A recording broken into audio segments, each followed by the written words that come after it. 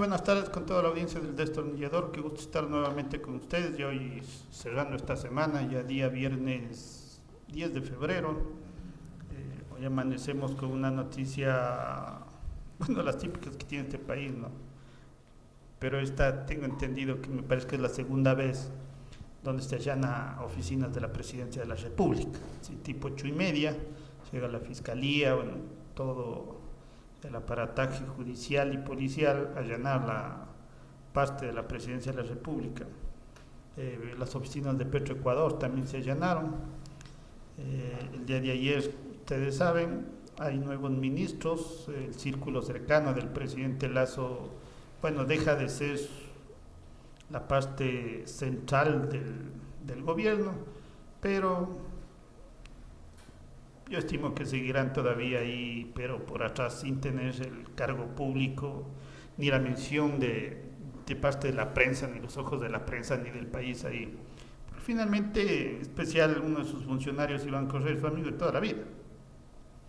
Y es el que más implicado está en lo que se ha denominado por parte del medio de comunicación La Posta, el gran padrino. Entonces, yo creo que por ahí no pasa nada, ¿sí? Hay cosas interesantes, sí, o más bien cosas que llaman la atención, ¿no? El hecho de que parece que ya entraron de buenas fidelegas, sí, con Guillermo Lasso, que hacen que un hombre cercano a Fidelegas, sí, como es el nuevo secretario de la administración, esté ahora como secretario de la administración, sí, en reemplazo de Iván Correa. Sí, el exgerente de Teleamazonas, que estaba de embajador en Inglaterra. Veamos, ¿no? Si hay un hombre cercano o gente de los socialcristianos que se formaron ahí, que están ahí, que se han alejado de la línea de Jaime Nebot, ahora están en el gobierno. Veamos qué hacen, ¿sí? Veamos qué pueden hacer. Que en Cotopaxi, bueno, en algunas provincias, y esto es algo raro, ¿no? O sea, no sé cómo denominar esto, si esto ya estaba previsto, pero ponen un ministro de gobierno, pero de pasito le dicen, aquí están tus gobernadores. Cuando la lógica es que el ministro de gobierno es quien tiene que poner a sus gobernadores, gente de confianza, gente que conozca a él, sí, que les respondan a él. Pero ayer le dijeron, me parece que son 5 o 4 gobernadores en el país, entre ellos Cotopaxi, que le dicen, de una vez firmen, sí. No sé, el ministro de gobierno le tocará trabajar. Me llama mucho la atención ese detalle, ¿sí? Pero bueno, esperemos, sí, que le vaya bien, que les vaya bien. Esperemos que el gobierno tome rumbo y el bien del gobierno es el bien del país. Sigo insistiendo. Así es que veamos qué pasa, sí. Hoy en esta tarde sí vamos a hablar un poco del tema político, pero desde el análisis político, sí. Así es que le hemos invitado para hoy para que nos acompañe en nuestra primera entrevista a Carlos Aguirre, quien es un latacungueño, sí, es un tecnólogo en el tema agrícola, pero se ha ido preparando, ¿sí?, en el tema del análisis político, ha trabajado en algunas campañas, ¿sí?, políticas, conversábamos tras micrófonos sobre su experiencia y creo que es importante escuchar sus criterios. Así es que, Carlos, muy buenas tardes, bienvenido y gracias por estar aquí. Gracias, Beto, por la invitación y es un gusto estar en este espacio de debate, de análisis en estos temas muy importantes como en este momento nos atañe, que es el momento electoral, ¿no?, que vive el país. Claro, sí. Y Carlos, ¿qué tal te pareció las elecciones y digamos en principio, porque hasta que el Consejo Electoral no designa oficialmente, si todavía no son alcaldes electos, ni autoridades, ni prefectos, ni juntas parroquiales, pero ya tenemos más o menos, sí, de acuerdo a la votación, cuáles son los alcaldes, la prefectura de Cotopaxi, sí, que se quede en Pachacuti, sí, nuevamente, y las alcaldías. ¿Tu opinión en forma general sobre eso?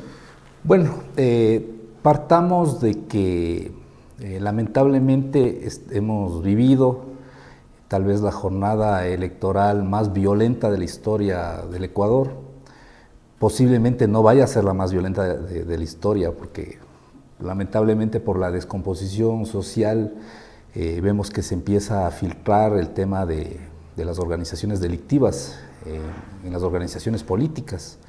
Entonces, el resultado claro de esto ha sido que han habido no solo atentados, sino de hecho incluso han logrado terminar con la vida de candidatos políticos, por suerte no aquí en nuestra provincia, pero sí en el Ecuador. Y el otro lado de violencia que sí se lo vivió aquí también es el hecho de cómo se está manejando la política, sobre todo en las redes sociales, con una agresividad descomunal, donde lamentablemente atacan prácticamente sin medir las consecuencias, a denigrar a las personas, a las familias, y eso es algo bastante preocupante y que tendrá algún momento el mismo Consejo Nacional Electoral o el legislativo en este caso, tratar de ver la manera de empezar a normar el uso de las redes sociales, especialmente en época de campaña. No, oye, nos van a quitar diversión ahí. Bueno. O sea, creo que la solución es tener mejores políticos, sí, pero creo que normar el tema de las redes sociales va a ser bastante complejo. Ya hubo un intento, de hecho, en el anterior gobierno en esa lógica, sí, pero más estaba atacado en el tema de la... Claro, o sea, tú puedes decir, ¿saben qué? No hay ningún caso de corrupción, pero hasta que yo tengo la posibilidad con mi celular de subir esa información. Entonces creo que ahí se podría empezar a costar un tema de libertad de expresión. Bueno, yo en ese lado que tú me dices que habría mejores políticos, bueno, o sea, debería haber mejores políticos, o sea, esa es la solución. Se habla de que movimientos políticos van a formar a los jóvenes, escuelas de política, pero en realidad eso no se ve. Y lamentablemente la realidad es de que hoy en día se ven empresas electorales. Por supuesto. ¿Sí? Yo he conversado con muchos actores políticos y me dicen, yo no tengo ninguna oportunidad de ganar porque yo no puedo competir con estos políticos, con las billeteras fuertísimas que hay. Entonces realmente uno se pone a pensar, bueno, el tema de la política se está yendo más bien por el asunto empresarial, por donde veo yo que voy a tener réditos económicos. Ese es el punto clave y de alguna manera supuestamente el Consejo Nacional Electoral, que es el organismo rector del tema electoral, tiene dentro de sus funciones el tema de la fiscalización y el control del gasto, pero en realidad de eso no pasa más allá de un enunciado, ¿sí? Porque aquí en la provincia de Cotopaxi mismo hemos sido testigos de campañas millonarias y para la alcaldía no voy a hablar solo del caso de la Tacunga, el caso de otros cantones que son más pequeños, se han visto verdaderas despilfarros de recursos económicos increíbles. Increíble, sí, entonces realmente, como vuelvo y reitero, lamentablemente ya estamos hablando, el tema electoral tiene que ir de la mano con el asunto financiero también, ¿no? Pero bueno, esas son cosas del lado negativo, digamos, del asunto, ¿no? Ahora vamos viendo, volviendo a tu consulta inicial, ¿no? Hacer un análisis de los resultados provisionales, de eso sí hay que ser bastante claros que son resultados provisionales, todavía los que nos entrega el Consejo Nacional Electoral a través de sus diversas plataformas, porque todavía estamos a tiempo, digamos, para que se den todavía ciertos reclamos que pueden terminar incluso tal vez judicializados a través del Tribunal Contencioso Electoral, que es el máximo organismo que define prácticamente, es la última instancia, digamos, en el tema de los reclamos electorales, de las impugnaciones, que es el término adecuado. Bueno, hasta el momento yo creo que un poco yéndonos, tomándole a la provincia como en primer lugar, llama la atención sobre todo la irrupción que muy pocos esperaban de Tania Vázquez en la prefectura de Cotopaxi. De pronto ella fue la figura que entró a patear el tablero electoral de lo que se pensaba, ¿no? Porque incluso veíamos a otra figura esperando estar en ese tridente, ¿no? Hablábamos de que estaba esto entre Lourdes Tibán, entre César Humajinga y Arturo Ucha. Eran los que pintaban realmente para ser primeros los que análisis pelean prácticamente, ¿no? se daban, sí, por ahí. Ahora, ¿dónde es lo importante que nosotros debemos partir? Cuando hacemos el análisis de los resultados, partamos primero de cuál fue la votación de nulos y blancos, ¿sí?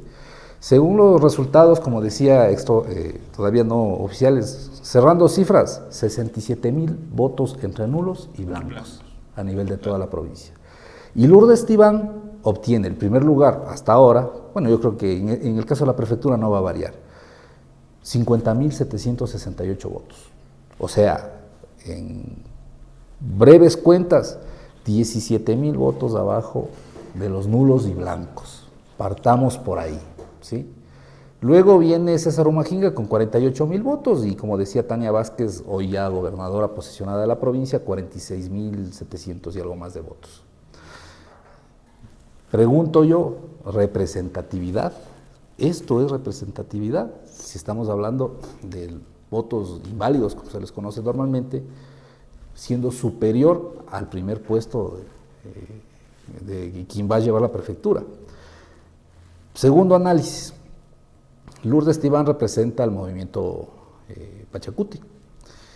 El movimiento Pachacuti pierde muchos espacios en la provincia, porque alcaldías no sacó ninguna, ¿sí? Y eso le pone a ella en una situación de que tiene que pensar, analizar muy bien cuál va a ser su posición dentro de la Cámara Provincial. Si bien es cierto... Pero Carlos, la anterior elección, Pachacuti me parece que logró una. Me parece que solo era Pango la que logró. Sí. Y en Alianza Latacunga. En Alianza Latacunga. De hecho, ahí el triunfador fue Humajinga, porque ganó 4. Claro, 4 alcaldías, así ganó fue. Suma, sí. Entonces, o sea, Pachacuti siguen las mismas. Bueno, pierde una, ¿no? Una alcaldía ya. Pero hay que analizar también el tema, analicemos que la Cámara Provincial no solo se compone únicamente por los alcaldes, por alcaldes, sí. Sino también entran dentro de lo que es en sí el Consejo Provincial, claro, las juntas parroquiales, son ¿no?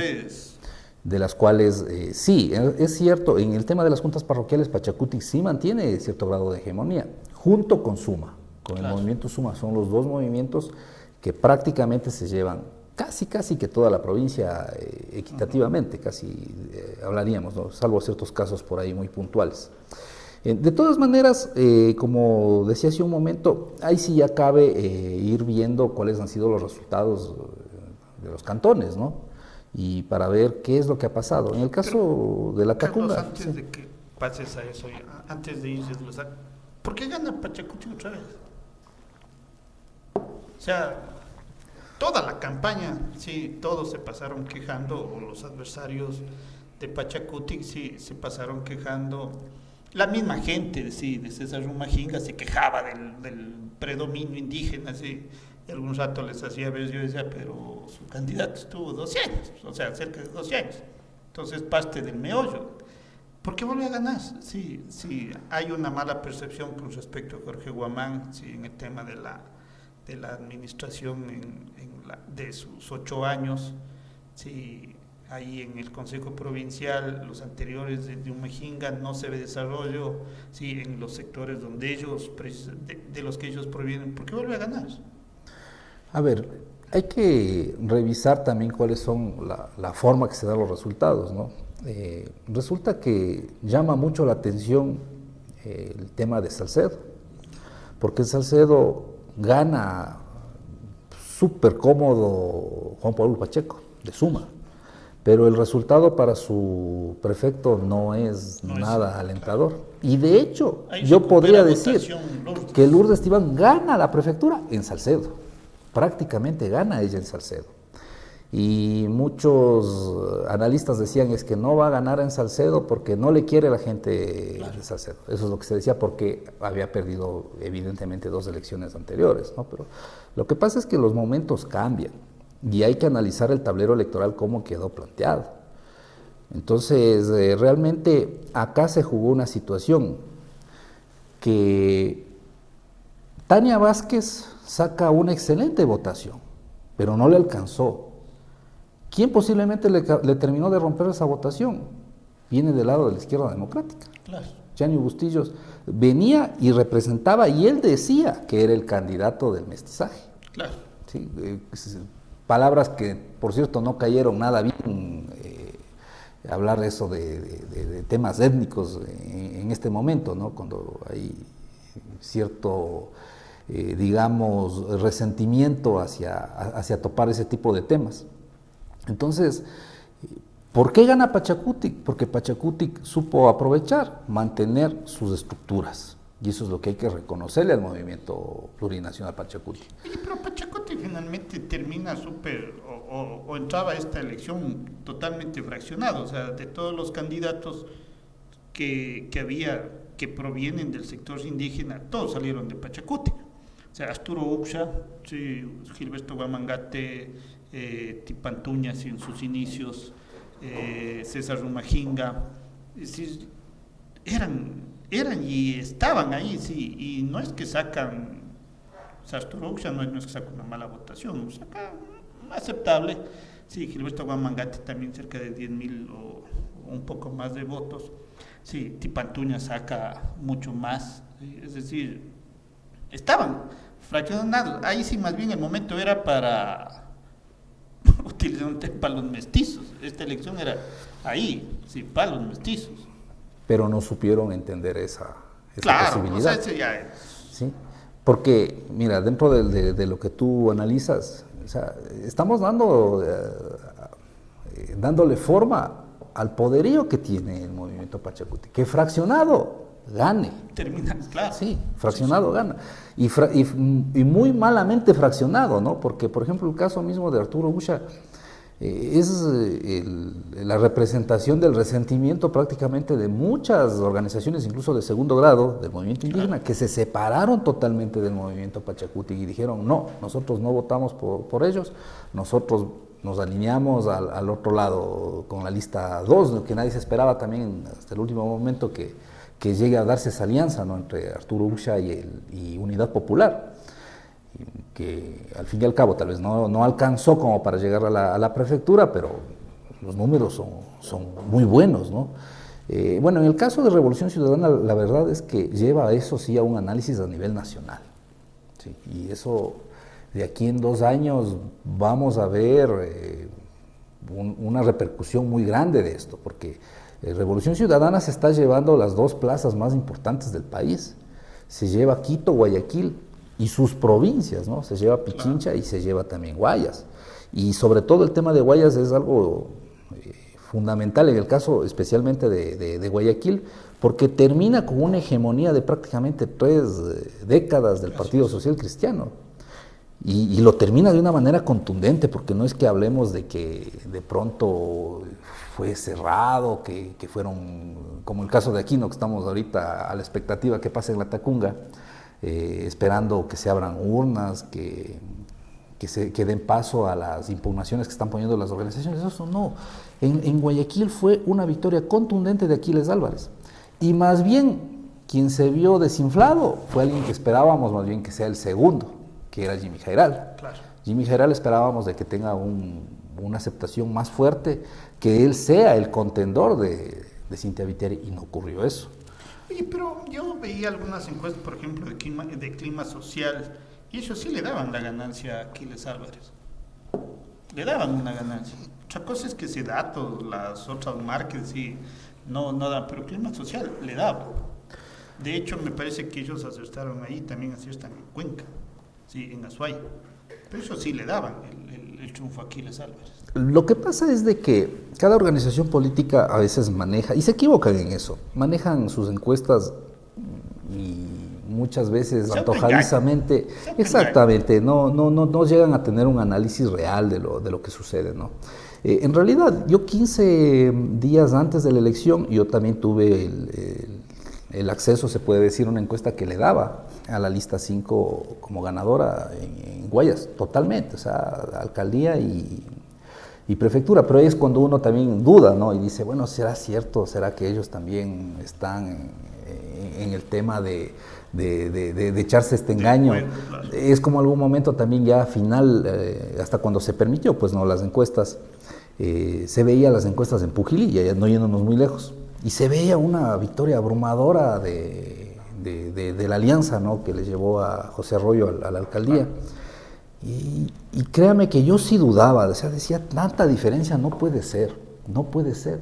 O sea, mínimo se veía 3-1 hasta ese momento. Sí, sí. Y pensar 3-1 aquí en la provincia de Cotopaxi es algo bastante complicado que llegue por supuesto. Y al final resulta que hasta llegó a ser más, o sea, la diferencia fue más grande. Y bueno, como vuelvo y repito, o sea, son momentos, ¿no? Y también tiene que ver mucho, y eso es importante también dar a notar, que se debe también a la nueva composición socioeconómico-cultural de cada uno de nuestros cantones, ¿no? Porque eso también hace la diferencia. Dentro de los análisis hasta la última semana de la encuesta se notaba de que definitivamente la parte o digamos el target que estaba súper indeciso era el target más joven, claro, el que arranca desde los 16 años hasta los 26 años. Entonces prácticamente ellos tenían una indecisión del 80% en su target. ¿Se llegaron a definir? No lo sé, porque al final los datos como le decía, de votos blancos, nulos, o sea, son números bien elevados. Son altos. Son muy altos. Pero son similares a los del anterior. Es que eso es lo que sucede, o sea, no llega, ahí tenemos candidatos que no llegan a cuajar, a convencer prácticamente a estos, digamos, targets electorales, ¿no? O sea, de pronto a veces muchos candidatos se equivocan. No sé. Es casi raro, nulo aquí que los candidatos, los partidos tengan estrategia. Todo es un poco a la ciega, ¿sí? O sea, yo salgo a la calle, recorro por aquí, por el centro, me saludan, no sé, 100 personas, sí, yo digo, puta, qué popular, ¿no? Y por ahí me topo con un pana, vos eres popular, lanzato. Y claro, no, yo te ayudo, sabes que yo tengo el contacto acá, sí. Y luego ya cuando vas aterrizando, por lo menos sin ir viendo la cifra, no sé, sabía que iba a haber hay un voto juvenil, sí, que era el que iba a definir, entonces te metes a hacer TikTok, ¿sí? Entonces empiezas a hacer TikTok y empiezas a caer en un ridículo. Cuando eso, y claro, yo creo que también hay un problema en el hecho de menospreciar la capacidad que tienen los jóvenes. Que los jóvenes, yo veía, no sé, un tiempo atrás, sí, un estudio que se hizo en la Flaxo respecto a los jóvenes y políticas, y no es que los jóvenes no están interesados en política, los jóvenes conversan entre ellos, los jóvenes saben, pero ellos tienen sus formas, tienen sus códigos para conversar, sí, sobre eso, porque los jóvenes están preocupados, como seguramente todos los que fuimos jóvenes pasaron. A mí me empieza a preocupar mi futuro desde que tenía los 16, 18 años, qué voy a hacer, a dónde me voy, dónde voy a estudiar, mi papá no tendrá plata, yo quiero irme a esta universidad, que se ve, hay un montón de cosas que los jóvenes, eso es, no es que los jóvenes están solo en el TikTok o bien, eso es falso, pero esas son cosas que no lee candidato. Yo creo que otra de las cosas que falta aquí, que es un montón de cultura política, ¿sí?, es el hecho de no empezar o crees que yo soy un comunicador social y ya sé de comunicación política, ¿sí? Y muchos confunden el hecho de quererle vender a un candidato como que fuera la galleta con hitos. Entonces, claro, la galleta con hitos es una cosa, ¿sí?, pero ya un ser humano vender la imagen ya es otra cosa, ¿sí? Hay que analizar un poco el tema del discurso, ¿sí? Hay que saber cómo llegar al discurso, o sea, hay un poco de cosas que eso los candidatos no ven, ¿sí? Entonces se meten, ¿sí?, y siguen creyendo la lógica de que mientras más doy, sí, eso me va asegurando, ¿sí? Yo creo que sigue pasando esa cuestión aquí, o sea, creo que se demostró una vez más en esta campaña eso. Lo que pasa es de que existen a veces prácticas que están arraigadas en el acervo, no sé si decirlo cultural, porque como usted lo dijo bien, más bien parece que es de incultura, de no saber apreciar cómo evoluciona el concepto de los rasgos psicosociales, ¿no?, que es una evolución constante, que cambian día a día, ¿no? Claro. Entonces, es cierto, de pronto mucha gente todavía cree que hacer política es ir a pintar la pared, es ir a poner la banderita, es de hacer bulla con los parlantes, Sí. Entonces, no hay en realidad el análisis claro, conciso y estratégico de qué es lo que yo voy a hacer, cuál es el mensaje ya desglosado, analizado y que sea fácilmente consumible por el público, ¿ya? Porque al final este es un trabajo súper técnico, el trabajo de marketing político es un trabajo muy, muy técnico. Evidentemente que se alía, no quiero decir que sea científico, porque hablar de ciencia es otra cosa, que se alía sí o que se asienta en bases científicas, evidentemente, ¿no? Pero en realidad es un proceso que es constantemente evolutivo, cambiante y tan importante porque al final nos da el resultado final, es lo que nos tiene a veces en la postración a muchos pueblos, ¿no? Claro. Entonces, realmente uno de los conceptos que al menos yo, en mi caso como asesor político, yo siempre mantengo es que lo primero, la elección se basa en dos cosas fundamentales, la legalidad y los números, es lo primero. Y el segundo concepto que a mí no se me quita es que la elección se gana el día mismo del proceso electoral, en este caso fue el 5 de febrero. ¿Por qué digo esto? Sí, porque mucha gente no piensa eso y ¿sabe cuál es el error que comete? Es que no se prepara para lo que sucede ese día. Claro, pero a ver, una campaña política, o sea, yo estoy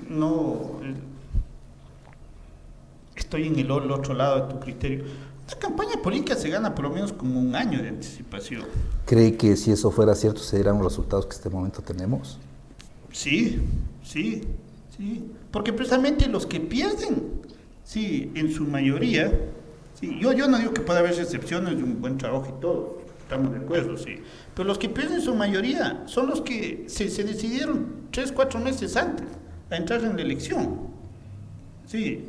Y hay otros que no tienen. Yo, por ejemplo, aquí habíamos conversado el año anterior, ¿sí? Estoy hablando, ¿qué será? Sí, desde hace un año, sí, con un par de personajes que yo cuando conversé la primera vez, sí, yo le decía, usted quiere lanzarse, usted está pensando en lanzarse, sí, un año, porque su discurso me daba a mí la lógica así. Y claro, empezó a hacer eso. O sea, una cosa era que no anunciaba, ¿no? Por estrategia, está bien. Sí, había otro candidato que igual acá, ya todos los caminos conocían a que se iba a lanzar, y finalmente se lanzó. ¿Sí? Y de hecho aquí en la Tacunga, ya todo el mundo daba por descontado en cierta época del año anterior que ya había un ganador, pues toda una estructura y un trabajo. Otra cosa es que pasaron estos momentos políticos que hay que saberlos leer. Sí, y cambiaron el tablero político, sí. Porque, a ver, ¿cuánta gente realmente se va a las elecciones con esta lógica de voy a votar ahí ese rato? A ver, yo quiero aclarar una situación que parece que es la que no quedó clara y posiblemente la audiencia también no tiene claro esto. ¿A qué me refiero yo que las elecciones se ganan ese día? La decisión puede estar tomada, pero yo como ente político, como candidato, yo tengo que tener preparada mi estructura para saber afrontar el día de las elecciones. ¿Sabe qué es lo que está pasando en el CNE? Desesperados candidatos que eran favoritos. Ñaño, dame consiguiendo actas. ¿Quién tendrá las actas? ¿Quién nos podrá ayudar con las actas? El control electoral. Candidatos que gastaron muchísimo dinero no tienen control electoral. A eso es lo que yo me refiero. Claro. ¿Sí? Entonces, pero es que esa es la base de querer ser ganador. Precisamente está ahí. Yo le digo, yo pasé estos días, pasamos ahí con mi buen amigo Edison Parra, que tenía que habernos acompañado el día de hoy. Metido ahí, de hecho. De hecho, no puede salir este momento de ahí. Y conversamos, es más, esta mañana incluso con Edison, y decíamos, vamos a estar ahí en el programa con Beto. Edison estuvo 5 de la tarde, él ya estaba parado afuera del CNE, él ingresó, él pasó, salimos a las 5 de la mañana del día siguiente, ingresamos 8 de la mañana del siguiente día. Y le comento que candidatos que ahora están, que no saben qué hacer ahí, no llegaban. aparecieron el martes. Las impugnaciones aparecen en tercer día. Exactamente. Pues Dios, o sea, por Dios, sí, o sea. Y aparatos políticos grandes. Claro. A eso es a lo que yo me refiero, ¿no? De hecho, yo recuerdo, salía en la noche y estaban candidatos ahí, me acuerdo hasta la doctora Tibán estaba por ahí, no podían ingresar porque no habían sacado credenciales. Líderes. El tema de los partidos políticos frente eso a pasa mucho, claro, sí, Beto, eso pasa mucho. Y eso le digo, a veces puede haber el recurso económico, sí, puede haber las ganas, la intención, puede haber el apoyo, pero si no tienen una estructura clara, concisa, es bien complicado. De hecho, hay personas que no fueron candidatizados. ¿Por qué? Porque no tuvieron el equipo de trabajo que les lleguen a inscribir. Claro. Porque no entendían de que esto, o sea, las reglas del juego van cambiando electoralmente. El reglamento cambió. Claro. ¿Sí? De hecho, tanto habrá cambiado que incluso ahora el método de asignación es diferente, ¿no? Y eso también cabe otro análisis. Porque hay muchos, sobre todo, evidentemente en pluripersonales, que dicen, no, es que yo lo que hice las cosas bien, me reeligieron. Señores, ustedes no les reeligieron por eso, sino el método es el que les está permitiendo ingresar nuevamente. ¿Sí? Porque de darse todavía el método de asignación mediante el método de Hunt, estoy seguro que no ingresaban, no entraban. ¿Sí? Por ejemplo, en el caso de la Tacunga, la victoria contundente de la señora Nancy Chacón, contundente. ¿Sí? ¿Dónde gana? Gana en dos parroquias específicamente, Ignacio Flores y Juan Montalvo. Son las dos parroquias que le dan la victoria. Y lo mismo su candidato rural. Así es, Ángel Plazarte, de la misma manera. Sí. Yo, de hecho, yo pensaba en los primeros resultados que iban a llevarse por lo menos dos, o sea, aquí en la Tacón por lo menos, y de hecho estaban peleando. Así es. El último, si William Bastidas entra con las justas. Ajá. Porque, claro, Pachacuti, claro. y está peleando con una persona que gana absolutamente en la parroquia Eloy Alfaro, que es el candidato de Avanza Washington Pro Años, se llama el señor. Sí, exacto. Sí. Y resulta que él se queda afuera, se queda afuera por creer, o sea, por no hacer campaña. Si él salía a una cuadrita después del Eloy Alfaro, sí, y ahí hacía un trabajo estratégico ahí, él entraba. Beto, yo le digo por qué no llega. Porque al momento que él hace la inscripción, no se inscribe como Washington, se inscribe con el otro nombre.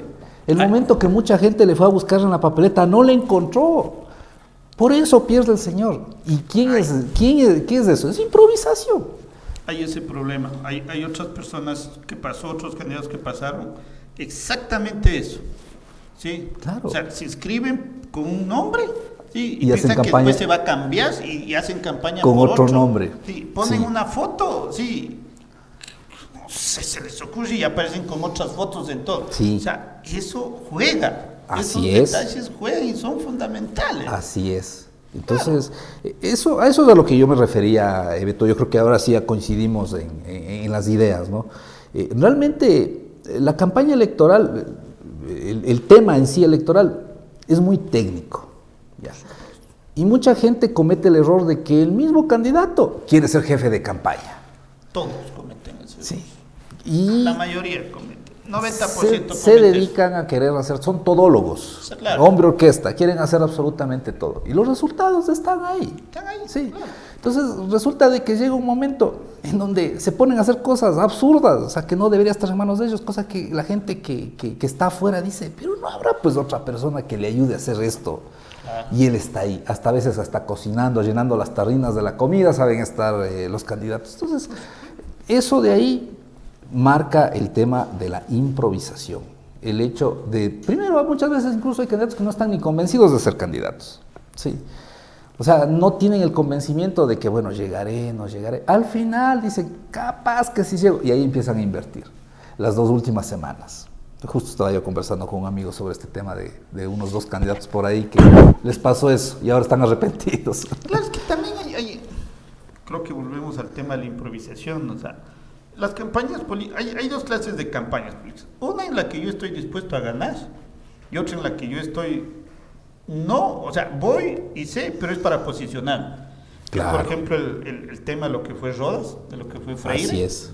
Sí, así que es. echaron, sí, Rodas, o sea, en esa época era imposible ganarle a Correa, o sea, era imposible, sí.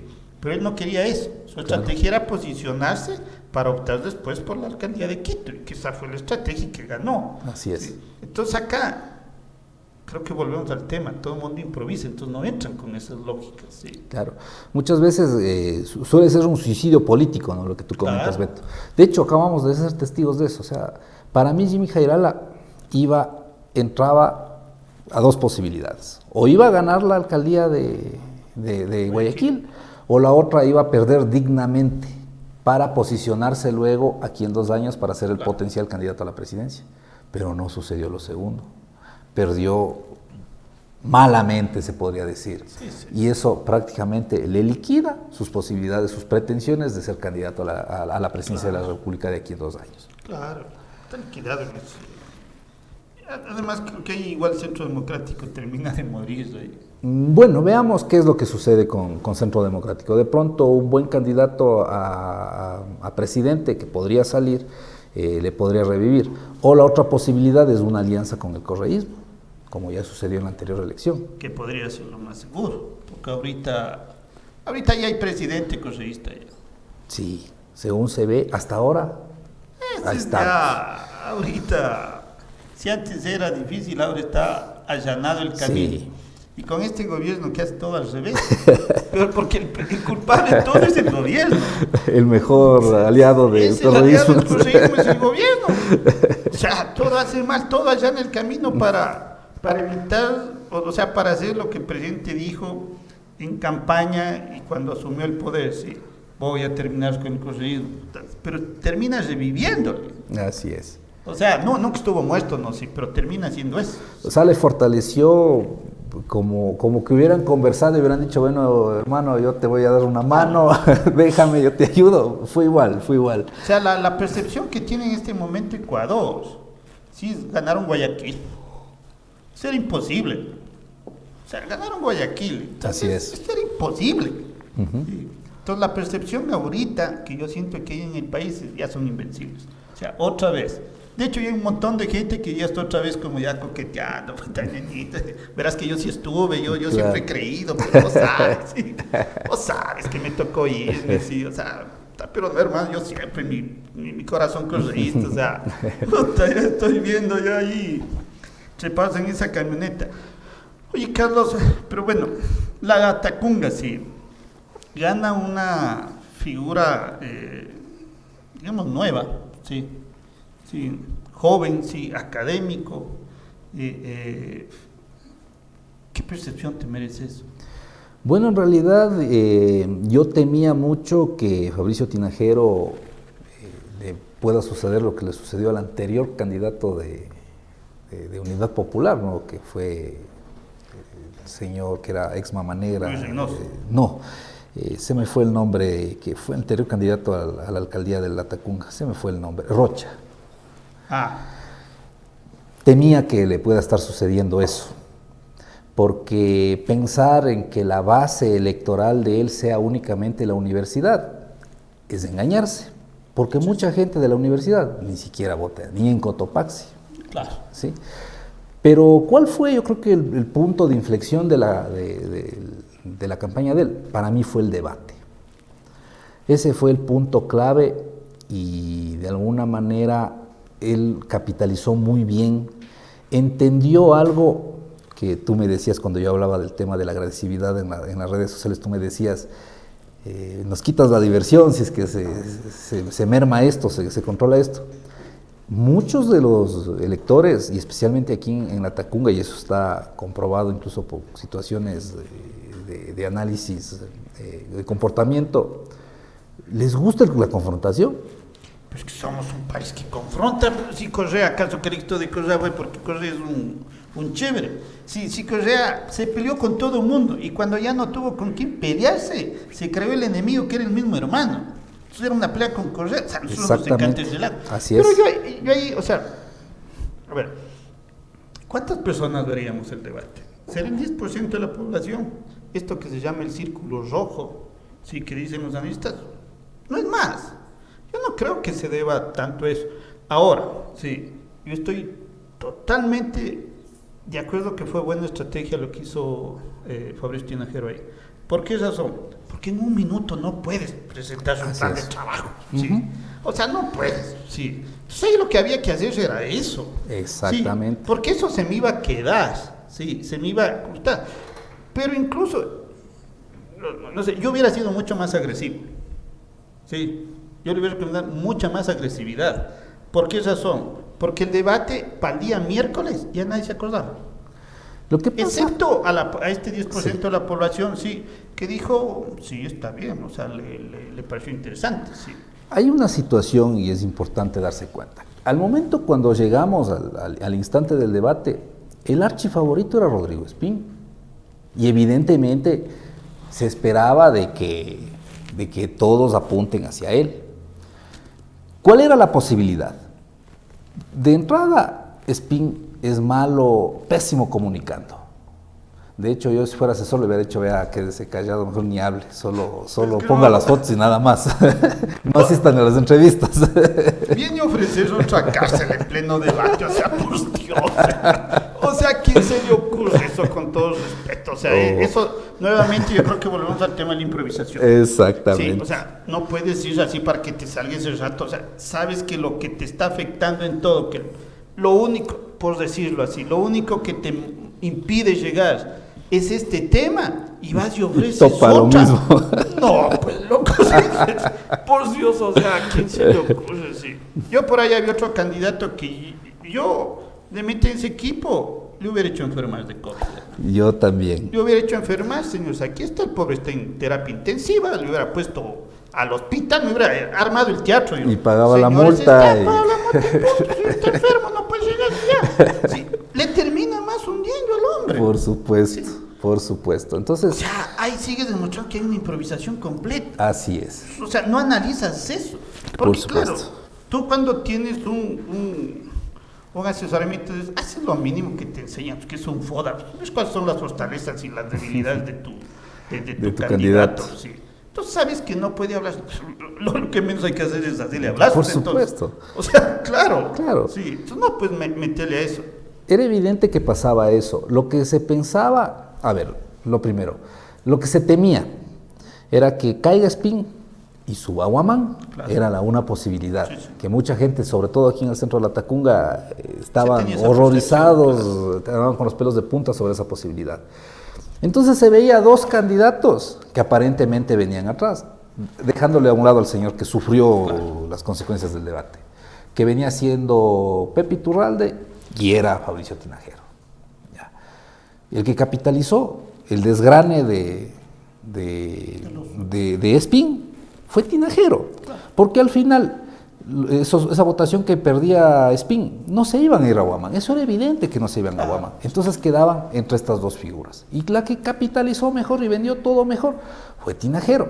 Ahora, otra cosa que iba sobre el análisis, aparte del tema de que no muchos vimos el debate, por supuesto, muy poca gente va a aguantarse 2 horas ahí viendo el debate, pero en cambio, para eso sí funciona, exactamente, pudiendo, ¿qué es lo que funciona, no? Son los extractos. Claro. ¿Qué es lo que se lanza a través de las redes sociales más cortas? TikTok. Exacto. Saca lo mejor y plantea. Y plantea hacia el otro lado. Entonces, sucedió eso. Y el equipo de comunicación de Tinajero fue muy eficiente en hacer eso. Fue muy eficiente. Los mensajes eran claros y directos. Entonces, vendieron un candidato, sobre todo sólido, que sabía, y evidentemente él viene de la academia, ¿no? O sea, enfrentarse a un grupo de estudiantes no es una cosa sencilla. Entonces él ya viene fogueado sobre lo que está haciendo. En cambio, a diferencia de otros candidatos que estaban ahí, que muchos de la primera vez que estaban enfrentándose a una audiencia, ¿no? Entonces, realmente se vio la solidez de Tinajero ahí. Y cuando salieron estos extractos, evidentemente también la gente le vio como una persona que sabía lo que estaba buscando. Me parece que fue el éxito de él.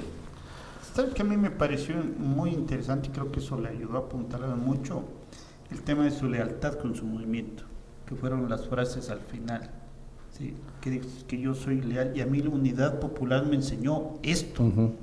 Era un golpe, pero al otro, ¡paz! Otro punto de era éxito. Ahí, sí. ¿Sabes cuál fue otro punto de éxito? Ocultarle bastante a su candidato a concejal. Ah, no, por supuesto. Eso Claro. fue un punto de éxito también. Claro. Cosa que no entendieron muchas otras personas, ¿sí? Porque sí tenía resistencia a su candidato a concejal y que ganó, obviamente por el arrastre ganó. ¿Tú nunca les viste juntos?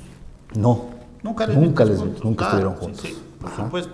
Sí. Creo que eso de determinar, yo me imagino, sí que eso determinaron y leyeron bien en la estrategia que le iba a afectar esa imagen. Sí. Entonces era mejor, haz nomás vos tu campaña por tu lado, Así yo hago es. la mía, sí, no vamos a aparecer juntos. Porque llama mucho la atención, ¿no? Sí, es esa situación. Incluso con su concejal rural, que tampoco es que Sí. le ves, Ajá. tampoco era que le veías, sí. Creo que supieron leer bien el momento, ¿no? Sí. Ahí hay otros candidatos, yo ya haciendo el análisis con algunos candidatos sí que hemos tenido.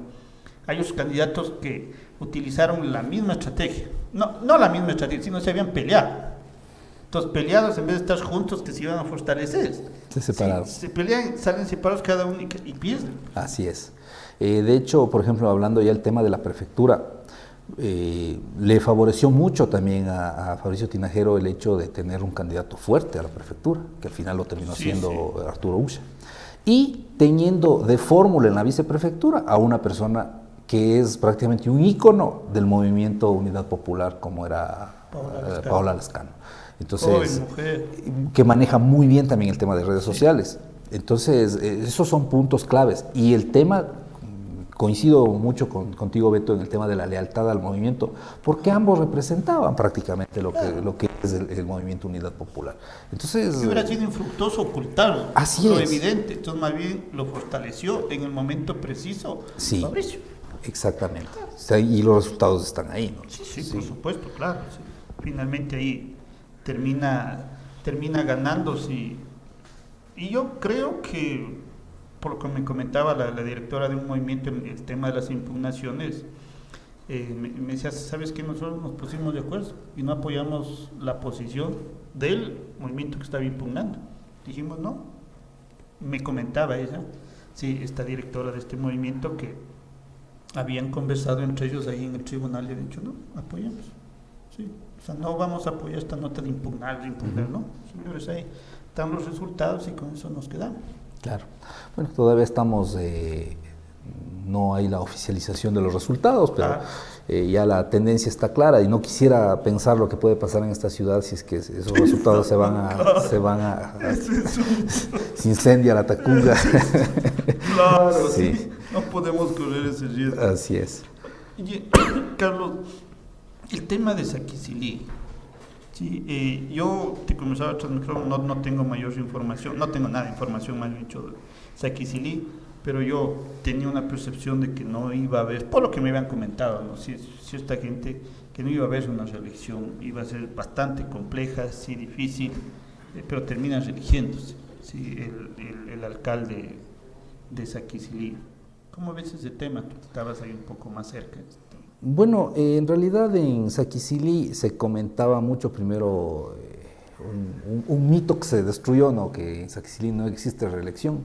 Siempre se hablaba de eso, porque han sido varios los alcaldes que han intentado la reelección y nadie lo había conseguido. Entonces siempre se decía que en Saquicilí no hay reelección, así definitivamente.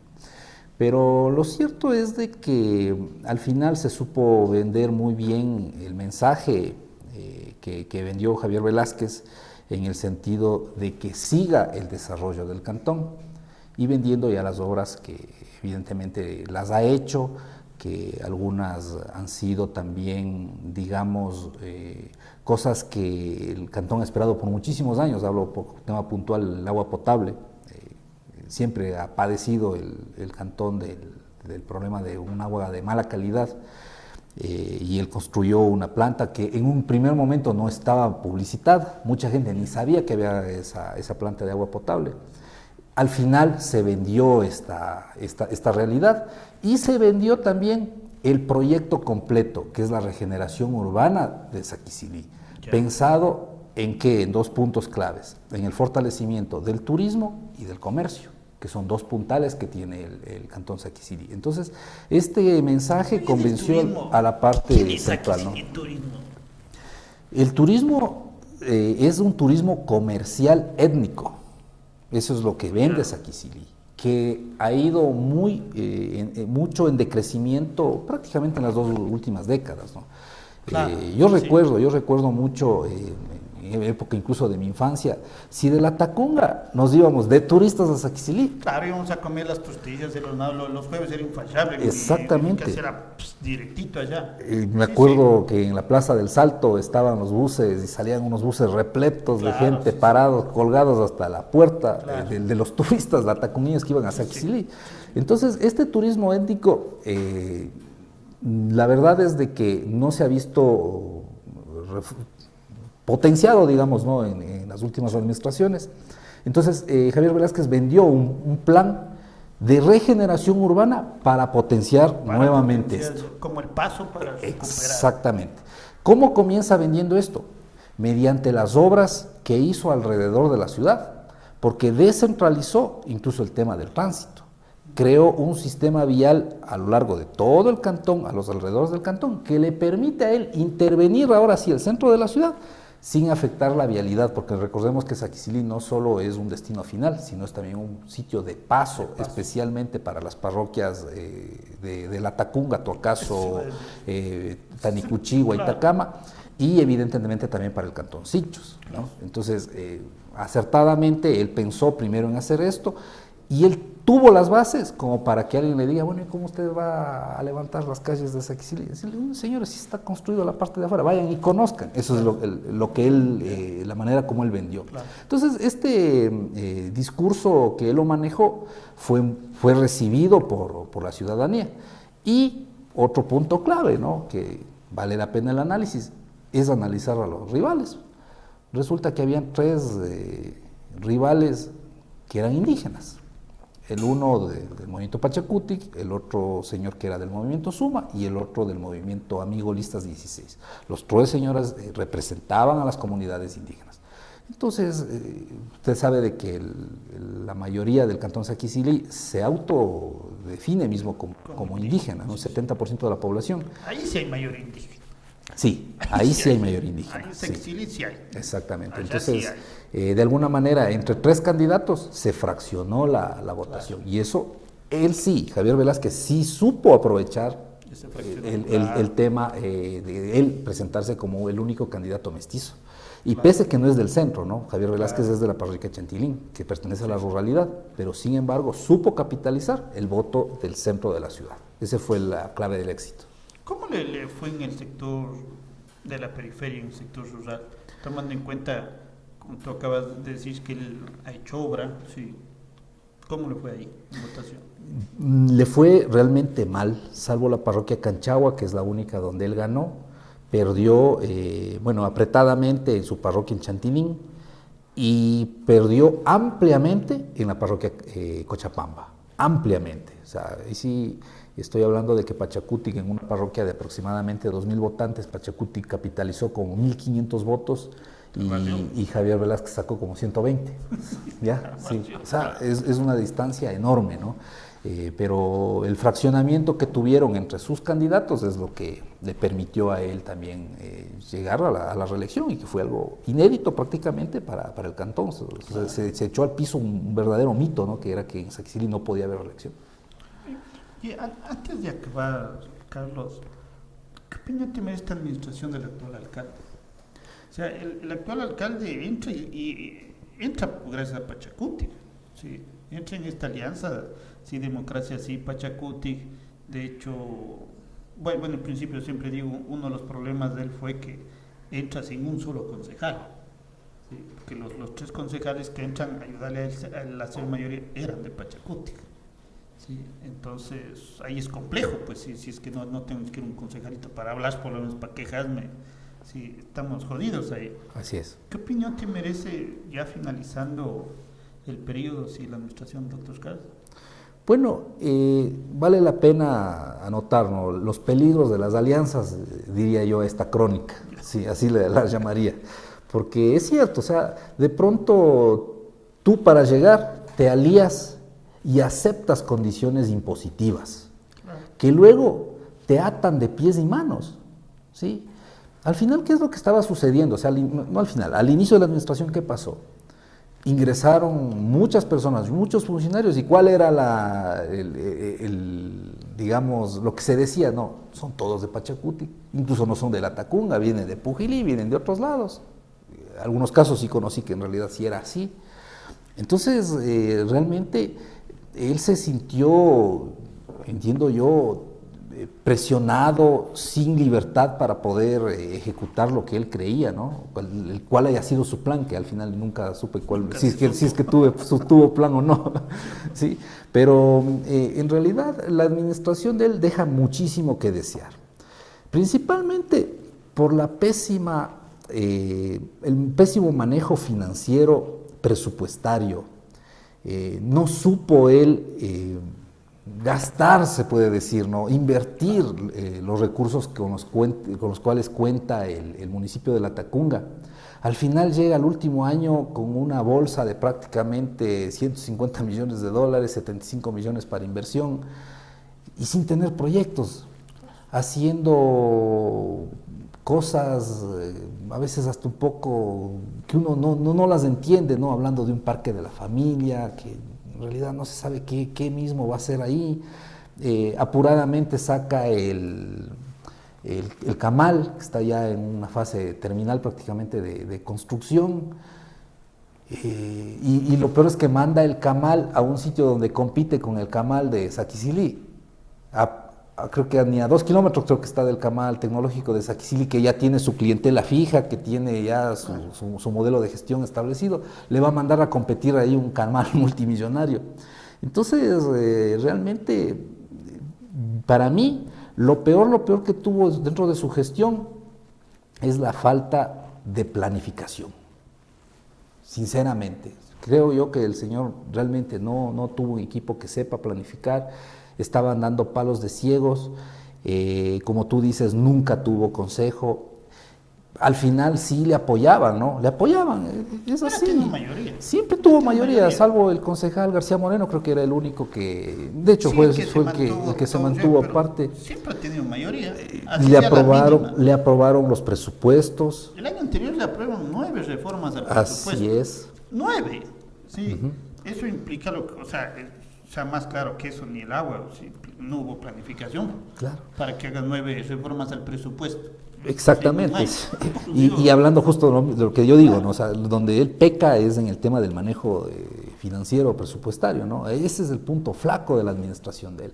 Entonces, realmente, el hecho de que no haya tenido concejales propios, pero que le hayan estado apoyando, o sea, también da mucho a qué pensar de qué es lo que estuvo pasando dentro de ese consejo, ¿no? Hay concejales, bueno, prácticamente se reeligen 2 concejales en este momento del actual consejo,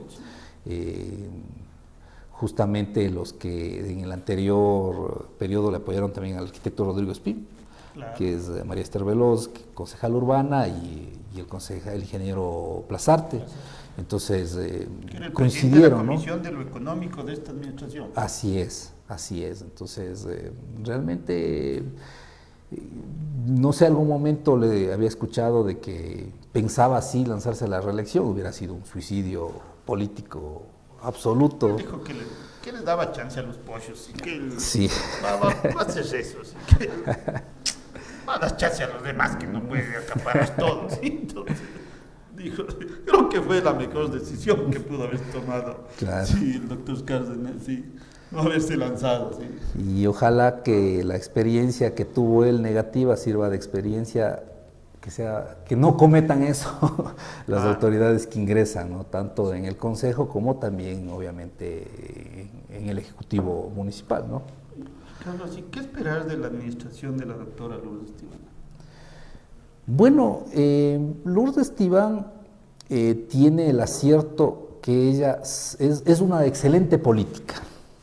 Sí, y estoy seguro de que ella ya estará conversando, de hecho, ya con los posibles miembros de la Cámara Provincial, ya estará conversando. De hecho, ya debe haber conversado antes de las elecciones. Entonces, lo que preocupa, con el gobierno ya. Así es. Sí, de hecho, y las palabras de Tania Vázquez que las acaba de dar hace unas horas da a relucir eso, ¿no? Cuando dice, por primera vez estamos dos mujeres al frente de la provincia, ¿no? Lo cual me parece bien. A mí en lo personal me parece bien. Yo creo que las mujeres sí nos deben gobernar ya. Nosotros ya hemos hecho muchas pendejadas. Estas mujeres al poder, vayan ahí. Y ahora lo que cabe ver es el equipo, ¿no? ¿Con qué equipo ella se va a rodear? Eso es lo que de alguna Seguramente manera... estoy temiendo que es el mismo equipo que tenían antes. Vamos a ver hasta qué punto ella logra... Porque lo que pasa es que en el momento de la campaña ella tenía dos discursos, ¿no? O sea, llegaba a sitios que eran fortines, se puede decir, del movimiento Pachacuti, y ella hablaba incluso de que yo les voy a dar a cada parroquia un puesto, claro. cosas así. Ya, pero llegaba a otro lado y decía, no, y aquí se acaba la corrupción, acaban los más preparados. Entonces, bueno, vamos a ver cuál es el punto de equilibrio que al final ella va a lograr tener contentos a todos, se puede decir, porque realmente esto del maniqueísmo o blanco o negro es mucho más peligroso, ¿no? Claro. Uh-huh. Bueno, ayer a mí me tomó por sorpresa el tema de la renuncia de Osvaldo Coronel como gobernador. Yo es así, ni por aquí, me tomó totalmente de sorpresa. Creo que la mayor parte de los medios les tomó de sorpresa eso. Sí, y la ascensión de Tania Vázquez, ¿qué opinión te merece? A ver, primero yo creo que la lealtad del anterior gobernador, el ingeniero Coronel, fue premiada con sostenerle tanto tiempo en un puesto que evidentemente él no tenía ni idea de lo que tenía que hacer. Porque él es el representante del Ejecutivo. Él tenía que haber movido los hilos en cada una de las instituciones que tienen que ver directamente con el Estado, y no lo hizo. Tuvo también una participación muy blandengue, se puede decir, por ejemplo, en el tema del manejo del paro. Claro, ¿Sí? no apareció. Entonces, Le realmente... puso cadenas a la gobernación. Así todo, es. O sea, por Dios. Y O sea, desapareció la eso me policía. parecía increíble a mí. O sea, yo no creía, me asusté. O sea, te digo, ¿qué pasó? O sea, Claro. o sea con cadenas, o sea, ¿qué pasó? Pues, o sea, Exacto. o sea, un tema simbólico tremendo me pareció eso a mí. Entonces, realmente una administración lamentable, debo decirlo, del ingeniero Coronel. Yo hace tiempos pensaba ya que esto debe haber sucedido. Lo que sí no veía es quién le reemplace. Es que creo que no hay quien. ¿Ya? O sea, yo Y de pronto, yo creo, Beto, que el presidente estaba esperando eso, o sea, decirle, bueno, que aparezca una figura que no me digan que este no. Sí. Entonces, la votación que obtiene Tania Vázquez le dio el espaldarazo final, pues, ¿no? Para convertirse en el reemplazo idóneo, digamos, en este momento político. Porque si le dejaba esperar más tiempo, se desinflaba la figura de Tania Vázquez. Sí, pero este fue el momento preciso, creo yo, para hacer ese movimiento. Sí, ahí también yo creo que hay un tema de lealtad. Yo algún rato conversaba aquí con Tania y dice, ¿cómo se va a lanzar por el gobierno? Así es. Serio, sí, Tañita, eso fue un error, sí, pero creo que es eso. O sea, yo creo que también es merced también el trabajo que hizo en el MIES, un muy buen trabajo de parte de Tania Vázquez. Y otra cosa también, Beto, es la fórmula que ella tuvo. Claro. El señor Moreira fue el artífice de la victoria de ella en el Cantón La Maná, donde fue abrumadora la victoria. 3-1 prácticamente metió en el Cantón La Maná. Ahí se tenía previsto eso. Sí. Era muy bien escogido, además con buen compañero. Hicieron buena dupla, ¿verdad? Sí. Yo tuve la oportunidad de conversar con la mayor parte de los candidatos a prefectos y o sea, yo tenía esta lógica cuando armé el programa, ¿no? Que le denominamos porque el pueblo lo pidió, era que vengan en fórmula a conversar. Sí. Entonces, el candidato a prefecto y el viceprefecto. O sea, vengan acá, conversemos, veamos su plan de trabajo. Sí, o sea, y realmente se notaba que ellos sí lo hicieron en conjunto, sí tenían un mismo discurso, se complementaban. Ajá. Por ejemplo, si en sus discursos, en las propuestas, estaban muy claros en lo que iban a hacer. Estaba muy claro que la fortaleza realmente de Cristian era ya en el tema del subtrópicos y en la Maná. Sabían, sí, perfectamente, sabían lo que Tania iba a hacer por acá. Había eso, sí. Cambio en los otros candidatos yo no vi tanto eso. Claro, es cierto, o sea, yo creo que la fórmula que utilizó ella fue la adecuada. Otra situación también que yo creo que sí capitalizó y le dio el resultado que al final tuvo es de que nunca se quedó casada con el movimiento, Claro. ¿sí? Porque evidentemente Polo Carrera gana también la reelección en la Maná por el mismo movimiento, ¿no? O sea, prácticamente fue avasallador, digamos, el, el impacto político que ellos tuvieron, tanto desde la prefectura como también en la alcaldía. Sin embargo, ya en otros lugares, ella no vendió la figura de que ella era la candidata gobernista, ¿no? Sino ella vendió su figura como Tania Vázquez. Trabajó muy bien en el sentido del trabajo social que había venido desempeñando al frente del MIES. Entonces, son todas estas cosas las que le permitieron tener la votación que obtuvo al final, ¿no? Claro. Hay también, sí hubo una estrategia predefinida en esas lógicas. Eso sí. Oye, a ver,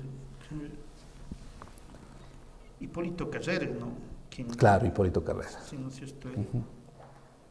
Oye, pero se dieron de tú a tú con Juan Villamar. Con Juan Villamar. Por supuesto, por supuesto. Claro, de hecho, son 10.790 con 10.970.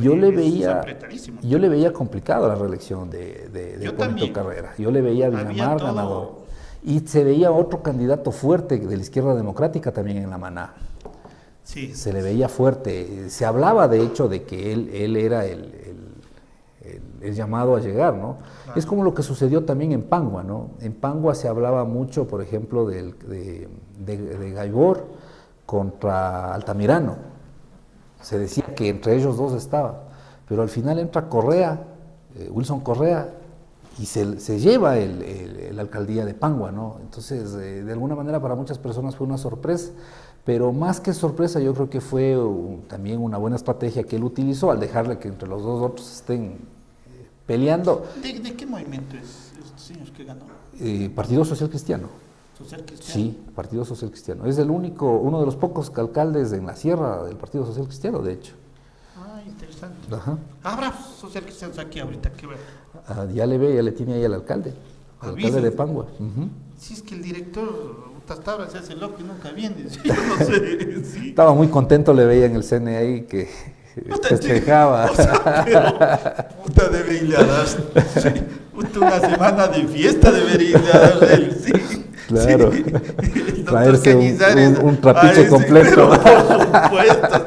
Yo me fuera a vivir allá, me empadronara allá, sí. Eso es increíble.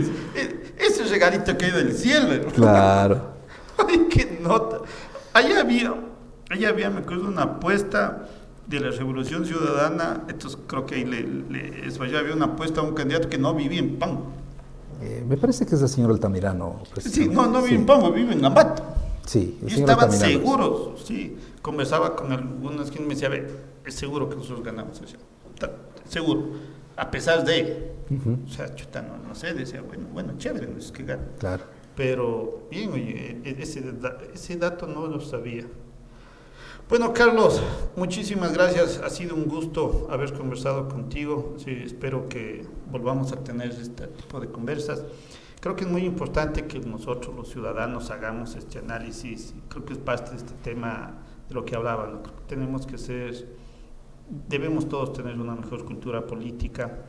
Creo que ahí viene la gran responsabilidad que seguiré insistiendo que tienen los partidos políticos, en formarse a su militancia, en prepararles, ¿sí? en hacer campañas técnicas, ¿sí? O sea, si desean meterse, lo preferible es hacer campañas técnicas, ¿sí? Rodearse de gente que sepa, no rodearse de adulones. Creo que es también otro problema que tenemos por acá. Sí, se rodean de puro adulones que les dicen sí a todo y luego vemos las consecuencias. Entonces, creo que eso hay también que cambiar. Nosotros ser mejores ciudadanos, sí, insisto, el tema de a todas las autoridades que digamos que ya tenemos en Cotopaxi y en todos los cantones, en todas las parroquias, hay que arrimar el hombro a nosotros como ciudadanos para que les vaya bien. Tenemos que hacer eso, o sea, les tiene que ir bien. Hay que arrimarles el hombro para que saquen adelante sus planes de trabajo. Obviamente esto no es entregarles un cheque en blanco, ¿sí? Pero hay que apostarle a que les vaya bien, porque el éxito de ellos va a ser el éxito de nosotros como ciudad. Es que, Carlos, gracias. Gracias. Beto, a ti te agradezco mucho por la oportunidad de participar en tu programa y claro, vamos a seguir analizando. Al final esperemos que ya se den los resultados finales y merece otro análisis nuevamente. Claro, sí, sí, ya hay que seguir en este proceso. Es que gracias, Carlos, éxitos en todo tu accionar. Con toda la audiencia del Destornillador, la siguiente entrevista no vamos a tener, como les comentábamos, sí, Edison Parras y el vicepresidente del Partido Socialista, el vicepresidente nacional del Partido Socialista, estaba invitado, lo habíamos planificado, pero él, debido a este tema de las impugnaciones, entiendo que sigue todavía en el Consejo Nacional Electoral. Esto es algo, como él me decía hace unas 2 horas atrás, era algo que no estaba previsto. Él tenía previsto salir a las 12 del día, pero sucedió algo y están ahí. De hecho, así es que vamos a replantearnos esta entrevista con Edison para la siguiente semana. Así es que tengan un buen fin de semana. Nos vemos el próximo lunes. Mañana vayan al fútbol, ¿sí? Si es que les gusta.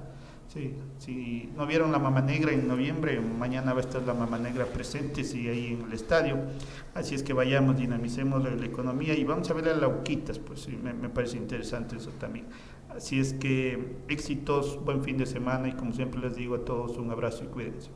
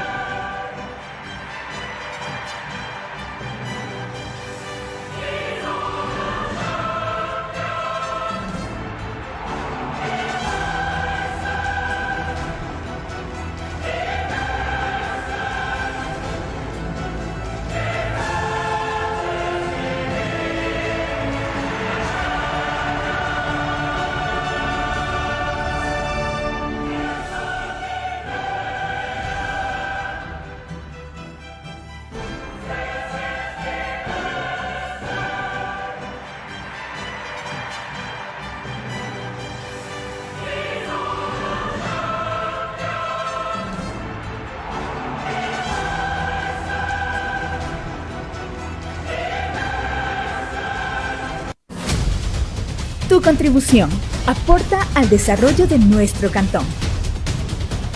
Construimos el primer parque temático de La Tacunga, un espacio de recreación para los ciudadanos con más de 73 hectáreas de extensión. Sin duda, este será el nuevo lugar de esparcimiento en nuestro cantón. Si conduces por este sector, circula con precaución. Municipio de La Tacunga. Si estás pensando en un lugar en donde pasar tus mejores momentos y reencontrarte con la naturaleza junto a tu familia, Hostería Molinos de San Juan es tu mejor opción.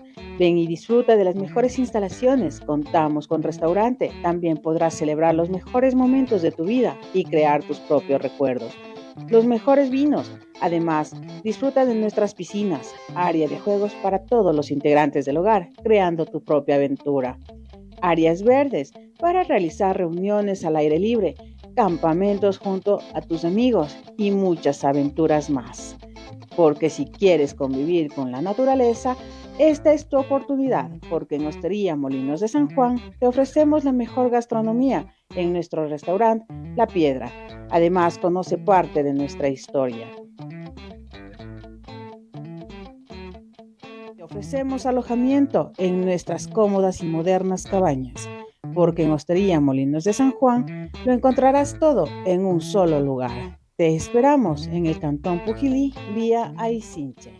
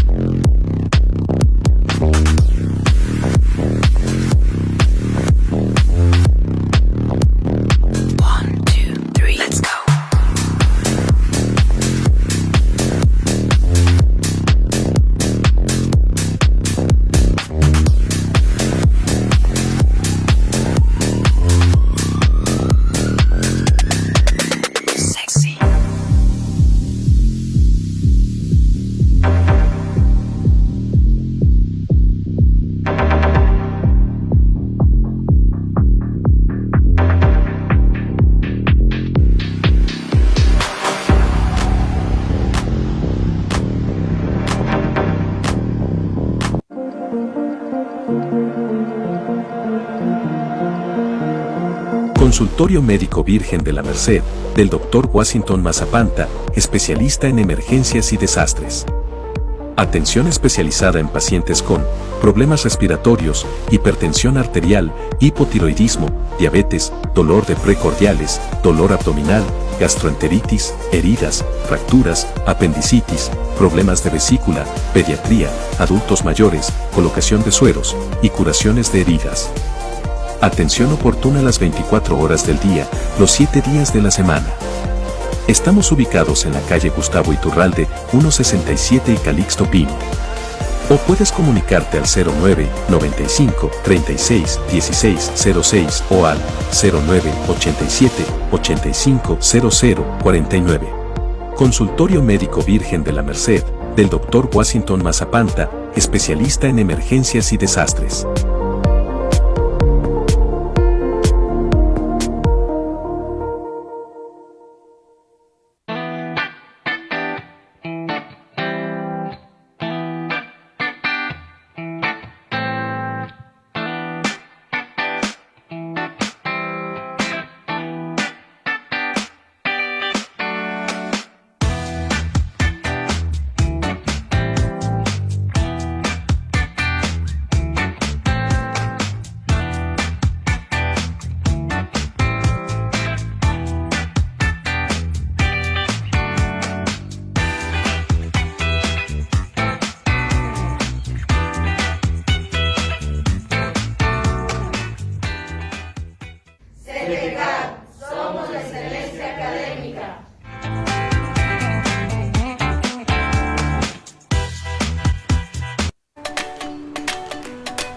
Vecina, le cuento que abrí un negocio y quiero sacar la licencia única de funcionamiento. Dicen que con eso ya me ayudan a promocionar mi negocio desde el municipio. Sí, vecinita, vamos, le acompaño. Pero debe tener todos los papeles que le piden en la Dirección de Turismo. Por ejemplo, solicitud de licencia única, copia del RUC, pago de la patente y otros más. Ya, vecinita. Verá, tengo varios papeles que me pidieron, solo hay que dejar en el municipio. Eso es todo, vecina. Vamos.